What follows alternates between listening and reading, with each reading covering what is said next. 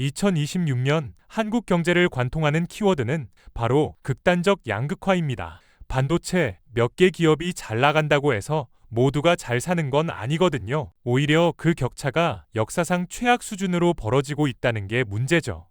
오늘은 우리가 왜 이런 상황에 처했는지, 그리고 앞으로 어떻게 될지 낱낱이 파헤쳐 보겠습니다.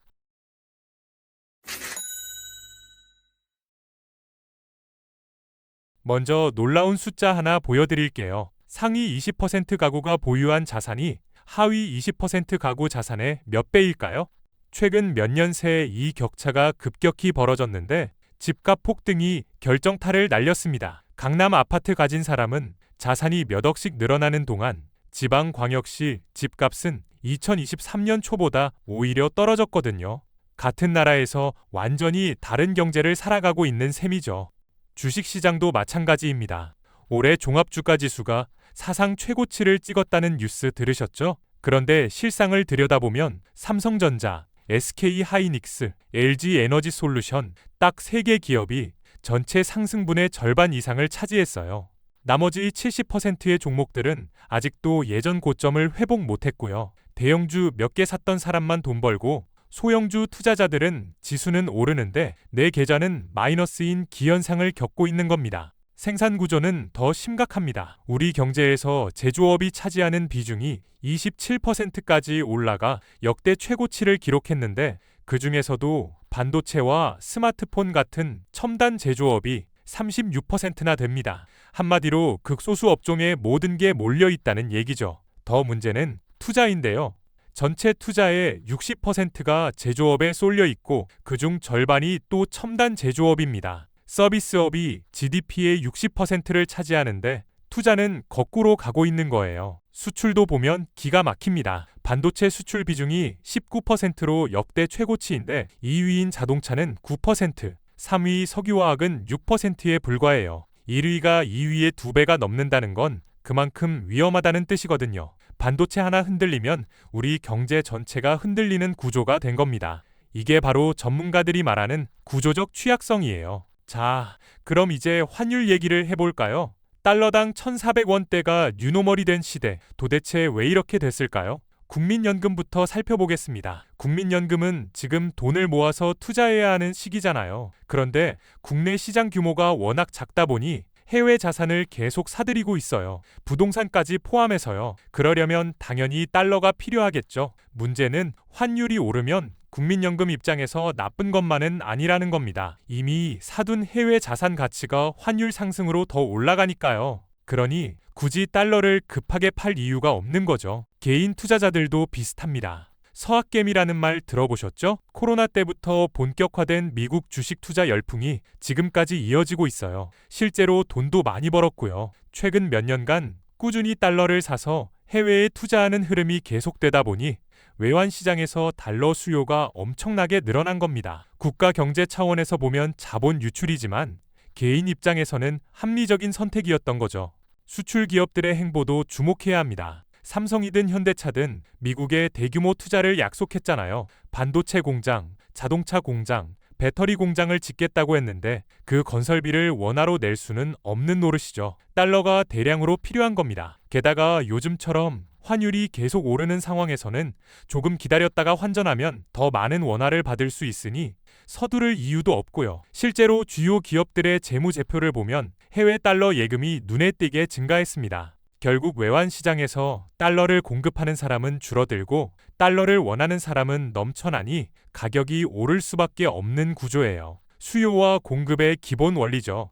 그런데 이게 단순히 수급 문제만은 아닙니다. 펀더멘털 측면에서도 원화 매력이 떨어지고 있거든요. 성장률부터 볼까요? 내년 한국 경제 성장률이 올해보다 2배 가까이 높아진다는 전망이 나오고 있습니다. 올해 0.8%에서 내년 1.6%로요. 겉으로 보면 괜찮아 보이죠? 그런데 속을 들여다보면 얘기가 달라져요. IMF 기준으로 코로나 이전 10년 평균과 비교하면 우리는 1.7%포인트나 낮은 수준입니다. 미국은 0.4%포인트만 낮고 세계 평균도 0.5%포인트 낮은데 말이죠. 중국 포함한 신흥국 평균도 1조니트 낮은 수준인데 우리는 그보다 더 낮아요. 이게 뭘 의미하느냐? 회복은 하고 있지만 충분하지 않다는 겁니다. 기저효과로 숫자가 좋아 보이는 것뿐이에요. 올해가 워낙 안 좋았으니 내년에 조금만 나아져도 증가율은 높게 나오는 거죠. 하지만 과거와 비교하면 여전히 낮은 수준이라는 게 문제입니다. 외국 투자자들이 이걸 모를까요? 당연히 알죠. 그러니 한국 경제 매력도가 떨어지는 거예요. 금리 상황은 더 심각합니다. 미국은 금리를 그대로 유지하는 동안 한국은행은 계속 금리를 내렸거든요. 그러다 보니 한미 금리 역전폭이 더 벌어졌어요. 투자자 입장에서 생각해보세요. 미국에 투자하면 더 높은 금리를 받을 수 있는데 굳이 한국에 투자할 이유가 있을까요? 게다가 경제 성장률도 낮고요. 당연히 달러를 선호하게 되는 겁니다. 그럼 왜 한국은행은 금리를 내렸을까요? 사실 내리지 말아야 할 이유가 훨씬 많았어요. 환율은 오르고 있었고 가계부채는 사상 최고치였고 특정 지역 집값은 폭등하고 있었으니까요. 그런데도 금리를 내린 건 경기가 그만큼 나빴기 때문입니다. 작년 상반기만 해도 정부는 정치적 혼란으로 추경을 편성할 수 없었고 재정 지출도 제대로 못했죠. 그러니 한국은행이라도 나서야 했던 겁니다. 물론 금리 인하가 환율 상승의 한 원인이 된 건 맞습니다. 돈의 양이 늘어났으니 가치가 떨어지는 건 당연하죠. 하지만 그때는 그 나름의 맥락이 있었어요. 어느 것 하나 쉬운 선택이 아니었던 거죠. 경제정책이라는 게 원래 그렇습니다. 모두를 만족시키는 정답은 없고 상황에 맞춰 최선을 선택할 뿐이에요. 그렇다면 2026년 환율은 어떻게 될까요? 결론부터 말씀드리면 상당 기간 지금 수준을 유지할 가능성이 높습니다. 왜냐고요? 흐름을 바꿀 만한 결정적 변수가 보이지 않거든요. 누군가 외환 시장에 달러를 대량으로 공급하거나 한국 경제 성장세가 급격히 개선되어 금리를 크게 올릴 수 있는 상황이 와야 하는데 단기적으로는 둘 다 어려워 보입니다. 대만 사례를 한번 볼까요? 대만은 2025년 경제 성장률이 7% 가까이 될 거라는 전망이 나왔어요. 반도체 초호황 덕분이죠. 생산 설비를 풀가동해도 모자랄 정도라고 합니다. 그럼 대만이 소화 못하는 물량이 한국으로 올까요? 가능성은 있지만 확실하지 않아요. 그리고 설령 온다 해도 근본적인 문제는 해결되지 않습니다. 우리 경제 구조가 특정 업종에 너무 의존하고 있다는 게 진짜 문제니까요. 지금 한국 경제의 총량 지표는 괜찮아 보입니다. GDP 성장률도 올라가고 종합 주가지수도 최고치 찍고 수출도 플러스를 기록하고 있으니까요. 그런데 현장에 계신 분들께 여쭤보면 체감이 안 된다고 하세요. 기업 경영하시는 분들도 장사하시는 분들도 일반 소비자분들도 어렵다고 하십니다.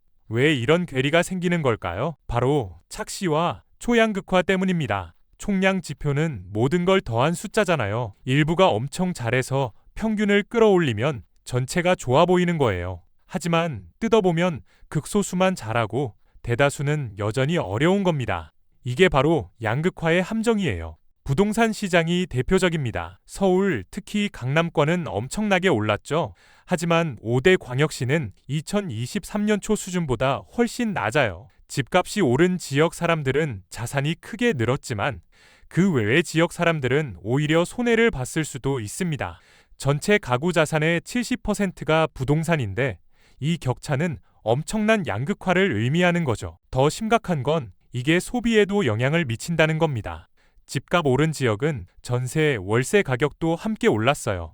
그 지역에서 집 없이 사는 사람들은 주거비 부담이 커진 거죠. 주거비로 돈을 더 많이 쓰면 다른 소비는 줄어들 수밖에 없잖아요. 캐시플로우가 빠듯해지는 겁니다. 결국 집값 상승이 특정 계층의 소비 여력을 갉아먹고 있다는 얘기예요. 연령대별 격차도 충격적입니다. 50대 가구주가 보유한 자산과 순자산이 2030 청년 가구주의 그것과 비교해 최근 급격히 격차가 벌어졌어요. 집값과 주식 상승의 혜택이 자산을 이미 보유한 세대에게만 집중됐기 때문이죠. 젊은 세대는 출발선부터 뒤처져 있는 겁니다. 소득 격차는 좀 다른 양상을 보였습니다. 코로나 기간 동안 정부가 지원금과 대출 지원을 하면서 소득 양극화가 일시적으로 줄어들었어요. 하지만 코로나가 끝나자 2023년, 2024년 들어서 격차가 다시 확대되기 시작했습니다. 정책 효과가 사라지니 원래대로 돌아간 거죠. 기업도 마찬가지예요. 이자 보상 배율이라는 게 있는데 영업이익으로 대출 이자를 감당할 수 있느냐를 보는 지표입니다. 이게 하나도 안 되는, 즉 영업이익으로 이자도 못 갚는 기업 비중이 계속 늘어나고 있어요. 반면 이자 보상 배율이 5배 넘는 아주 건강한 기업 비중은 줄어들고 있고요. 기업 간 양극화도 심화되고 있다는 증거입니다. 수출 업종 내에서도 양극화가 진행 중입니다. 상위 20개 수출 업종 중 상위 5개와 하위 5개의 비중 격차가 계속 벌어지고 있거든요. 잘 되는 업종은 더 잘 되고 안 되는 업종은 더 안 되는 구조가 고착화되고 있는 겁니다. K-팝, K-뷰티, K-방산 다 좋습니다. 증가율도 높고요. 하지만 전체에서 차지하는 비중은 아직 크지 않아요. 여전히 반도체 한 방에 의존하는 구조라는 게 문제죠. 이런 상황에서 환율이 계속 높게 유지되면 어떻게 될까요? 양극화가 더 심화됩니다. 왜냐하면 환율 상승의 수혜자와 피해자가 명확히 갈리거든요. 수출 대기업들은 환율이 오르면 좋아요. 같은 물건 팔아도 원화로 환산하면 매출과 이익이 늘어나니까요. 가격 경쟁력도 좋아져서 수출이 더 잘 되고요. 글로벌 금융위기 이후 우리가 빨리 회복했던 것도 환율 덕분이었죠. 하지만 반대편은 어떨까요? 내수 기업들, 자영업자들, 일반 소비자들은 힘들어집니다. 수입 물가가 오르니까요. 석유든 식재료든 대부분 달러로 사오는데 환율이 오르면 똑같은 달러를 쓰더라도 원화로는 더 많이 내야 하잖아요. 그럼 소비자 물가가 오르고 실제로 최근 2개월 연속 2.4%를 기록했어요. 한국은행도 내년 물가 전망치를 올렸고요. 물가가 오르면 소비 여력이 줄어듭니다. 똑같은 소득으로 살 수 있는 게 줄어드니까요. 그럼 서비스업이나 내수 기업들이 타격을 받죠. 지금 우리 상황이 뭐냐면 이미 양극화가 심한데 환율 상승이 그 격차를 더 벌리고 있다는 겁니다. 수출 잘하는 쪽은 더 좋아지고 내수 중심인 쪽은 더 어려워지는 초양극화로 가고 있는 거예요. 맥락이 중요합니다. 만약 지금 수출이 부진한데 내수가 버티고 있는 상황이라면 환율 상승이 수출을 살려서 경제 균형을 맞춰줄 수 있어요. 글로벌 금융위기 때처럼요. 하지만 지금은 정반대잖아요. 수출 일부는 잘 되는데 내수가 무너지고 있는 상황에서 환율까지 오르니 격차가 더 벌어지는 겁니다. 그럼 정부가 나서서 환율을 방어해야 할까요?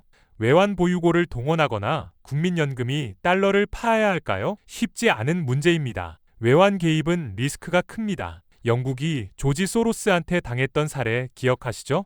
자국 통화 방어하려다 외환 보유고만 날리고 오히려 통화 가치가 폭락했던 일 말이에요. 신중해야 합니다. 국민연금도 마찬가지예요. 국민들의 노후 자금인데 환율 방어한답시고 함부로 움직였다가 손실 나면 누가 책임집니까? 게다가 국민연금 입장에서는 환율이 오르는 게 꼭 나쁜 것만도 아니에요. 이미 해외에 투자한 자산 가치가 환율 상승으로 늘어나니까요. 지금 달러를 대량으로 팔아야 할 명분이 부족한 겁니다. 그렇다고 가만히 있을 수만도 없습니다. 무엇을 해야 할까요? 결론부터 말씀드리면 즉효약은 없습니다. 빠른 해결책을 기대해서도 안 됩니다. 하지만 지금부터라도 할 수 있는 건 다 해야 해요. 작은 효과들이 모여서 큰 효과를 내는 걸 기대하는 수밖에 없습니다. 핵심은 펀더멘털 강화입니다. 왜 외국인들이 원화를 안 가지고 싶어 할까요? 경제 성장률이 충분하지 않고 금리도 낮고 미래 전망도 불확실하니까요. 이걸 바꿔야 합니다. 성장 잠재력을 끌어올리고 투자 매력도를 높이고 경제 구조를 탄탄하게 만들어야 해요. 말은 쉽지만 실행은 어렵죠. 시간도 오래 걸리고요. 정부와 한국은행의 경제 전망도 중요합니다. 왜냐하면 정책의 기반이 되니까요. 정부는 경제 성장률 전망치를 바탕으로 세수를 예측하고 예산을 짜요. 한국은행은 전망치에 따라 금리 정책을 결정하고요. 그런데 만약 이 전망이 크게 빗나간다면 엉뚱한 정책이 나올 수밖에 없겠죠. 작년 한국은행이 올해 성장률을 1.9%로 전망했는데 실제로는 그 절반밖에 안 됐어요. 이런 오차는 정책 실패로 이어질 수 있습니다. 양극화 해소도 시급합니다. 지금처럼 소수 업종, 소수 기업, 소수 지역만 잘 되는 구조로는 지속 가능하지 않아요. 반도체 하나 흔들리면 우리 경제체가 흔들리는 위험한 구조거든요. 다변화가 필요합니다. 내수를 살리고 중소기업을 지원하고 서비스업 경쟁력을 키워야 해요. 제조업 경쟁력은 우리의 버팀목입니다. 코로나 때 드러났잖아요. 제대로 된 물건을 만들 수 있는 나라가 얼마 안 된다는 게요. 우리는 아직 첨단 제품을 만드는 능력과 공급망을 유지하고 있어요. 이걸 더 강화해야 합니다. 국내 투자를 늘리고 고용을 확대하고 해외에서 달러를 많이 벌어와야 해요. 하지만 제조업만으로는 안 됩니다. 제조업이 GDP의 27%인데 투자의 60%를 차지한다는 건 불균형이에요. 서비스업이 GDP의 60%인데 투자는 적다는 것도 문제고요. 균형 있는 성장이 필요합니다. 제조업 강화하면서 동시에 서비스업도 키워야 하는 거죠. 기업들도 어려운 결정을 내리고 있습니다. 트럼프의 압박도 있고 국제 정세 변화도 있고요. 미국 투자를 약속한 것도 그런 맥락에서 이해해야 해요. 국내 투자를 안 해서가 아니라 못하는 측면도 있다는 겁니다. 정부, 기업, 국민이 머리를 맞대고 어떻게 하면 우리 산업을 지키고 키울 수 있을지 함께 고민해야 할 시점입니다. 양극화 해소 정책도 더 적극적으로 펼쳐야 합니다. 대기업과 중소기업의 상생, 수출과 내수의 균형, 자산 소유자와 비소유자 간의 격차 완화, 이런 것들이 모두 필요해요. 한쪽만 잘 되는 경제는 지속 불가능하니까요. 방향성은 명확합니다. 완화입니다. 지금 우리 경제는 너무 팽팽하게 긴장돼 있어요. 가계부채는 사상 최고치고 기업들은 이자도 못 갚는 곳이 늘어나고 소비는 위축되고 있습니다. 이런 상황에서는 경제를 조금 풀어줘야 해요. 물론 리스크도 있죠. 환율, 물가, 집값 모두 신경 써야 하니까요. 하지만 전체적인 방향은 완화가 맞습니다. 정책 리더십이 중요합니다. 어느 하나 쉬운 선택이 없어요. 금리를 올려야 하나 내려야 하나, 재정을 풀어야 하나 조여야 하나, 환율에 개입해야 하나 말아야 하나, 모든 게 딜레마입니다. 이럴 때일수록 명확한 원칙과 일관된 메시지가 필요해요. 시장이 가장 싫어하는 게 불확실성이거든요. 국제 정세 속에서 우리의 역할도 생각해봐야 합니다. 제조업 강국으로서 공급망의 핵심 고리로서 우리의 가치를 높여야 해요. 미국도 유럽도 중국도 우리가 필요한 상황이잖아요. 이 기회를 잘 활용해야 합니다. 이자 보상 배율 얘기를 조금 더 해볼까요? 영업이익으로 이자도 못 갚는 기업이 늘어난다는 건 부실 위험이 커진다는 뜻입니다. 이런 기업들이 많아지면 금융 시스템 전체가 위험해져요. 은행도 위험해지고 그럼 대출이 더 어려워지고 악순환이 시작되는 거죠. 선제적 대응이 필요합니다. 소비 회복도 절실합니다. GDP의 절반 정도가 민간 소비인데 이게 살아나야 경제가 제대로 돌아가죠. 그런데 지금 소비자들은 돈을 안 씁니다. 미래가 불안하니까요. 고용이 불안정하고 물가는 오르고 빚은 많고 이런 상황에서 소비가 살아날 리 없어요. 고용 안정과 소득 증대가 먼저 와야 합니다. 건설 투자도 문제입니다. 부동산 정책 불확실성 때문에 건설사들이 움직이질 않아요. 공사 현장이 멈추면 고용도 줄고 관련 산업도 위축되고 내수 전체가 타격을 받습니다. 주택 공급 부족으로 집값만 더 오르는 악순환도 생기고요. 명확한 정책 방향이 필요합니다. 설비 투자는 어떨까요? 기업들이 투자를 망설이는 이유는 수요가 불확실하기 때문이에요. 만들어봤자 팔릴지 모르겠다는 거죠. 내수는 죽어있고 수출도 불확실하고 이럴 때 정부가 나서서 확실한 수요를 만들어줘야 합니다. 공공투자든 뭐든요. 결국 모든 게 연결돼 있습니다. 환율, 성장률, 금리, 양극화, 투자, 소비, 고용. 하나만 고쳐서는 해결이 안 돼요. 종합적이고 체계적인 접근이 필요한 겁니다. 쉽지 않지만 시작은 해야죠. 지금부터라도요. 2026년 한국 경제는 도전의 연속일 겁니다. 고환율 시대에 적응해야 하고 양극화를 완화해야 하고 성장 동력을 다변화해야 하고 내수를 살려야 하고 할 일이 산더미예요. 하지만 불가능하지는 않습니다. 우리는 이미 여러 위기를 극복한 경험이 있으니까요. 중요한 건 현실을 정확히 인식하는 겁니다.